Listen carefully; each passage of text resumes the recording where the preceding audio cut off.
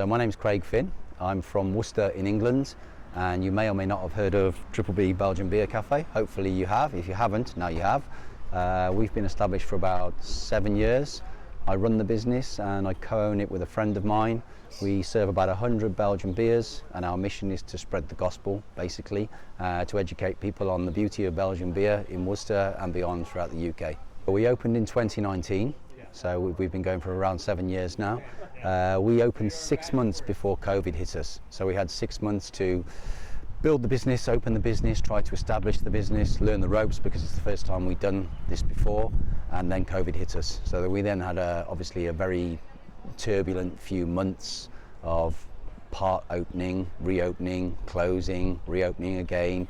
But we weathered that storm, and we've built a loyal following in Worcester and beyond. Actually, people travel from all corners of the UK to visit us. They book hotels in Worcester, which is great for the city as well, just to come and experience our beers, because we've got such a varied menu, and we have some rarities on there and some vintage bottles on there. So yeah, people are prepared to travel for that, and we've got quite a varied customer base. So we have customers that just like our house lager, which is Vedette Pilsner, and they're happy to come in and drink that all day, every day. We have customers that want to dabble a little bit, so they have a favourite beer, they'll go off piste and they'll try things from our menu. And then we have real aficionados who come in specifically for their rarer beers.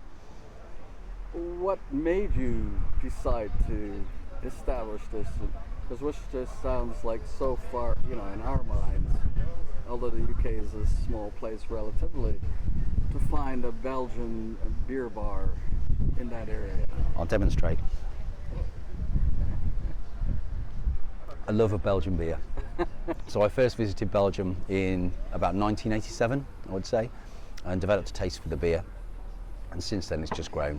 So myself, my wife, my friend Tony, who's sitting over there, and his wife, we visit Bruges every year, forever. And I come over on regular excursions for things like the Tour de Guers, which I'm doing now, because I just love the culture, I love the beers.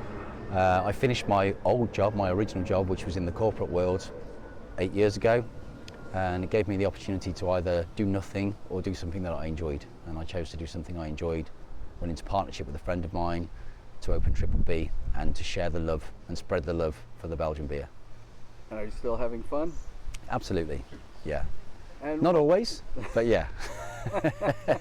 There's the good parts and there's the bad parts, like any job. The good part is choosing the beer, drinking the beer, and watching other people enjoy the beer. And a lot of people do. We're the highest rated bar in Worcester on Google, and we get so many compliments from people who just love the atmosphere, love the beers. The easy part for us is we've got a fantastic product, which is Belgian beer. So, what makes my day is when people come up to me and say, "You've ruined drinking for me," because now they can't go to other pubs and drink. I'm not going to name check beers, other beers, inferior beers. Now they go to other bars and say, "I can't drink these beers. I can only drink Belgian beer now." That's great. I love that. And is there a particular style that you kind of do in your bar, or do you kind of all are styles? You democratic? All styles, as long as it's Belgian. The only non-Belgian beers we stock are Trappists, so we give a free pass to any Trappist beers. So for example, we stock Tint Meadow, the English Trappist beer. We've stocked the American Trappist when it was brewing. Yeah. So yeah, and obviously the Trap as well. Other than that, all styles of Belgian beer. So lambics, Trappists, Abbeys, Tripels, doubles, stouts, blondes, whatever, saisons, everything. And does the future look good, or do you have any plans to expand, or? Potentially. The future looks good, for sure. Expansion, potentially. We don't have enough space on a Friday, we don't have enough space on a Saturday, but then obviously in the weekdays it's a little bit quieter. But yeah, we could do with doubling our capacity really when we're at our peak at weekends. And do you look into, you serve food, or? We do serve food, yeah. We have a Belgian-inspired menu, so we serve things like bitterballen, croque-monsieur, for example, and it's very popular. So you're fully into it. Absolutely, and we get a lot of Dutch visitors, Belgian visitors obviously for the beer. We get a lot of Dutch visitors for the bitterballen as well. Yeah. And in terms of your participation, we really thank you for participating in Belgian Beer Week.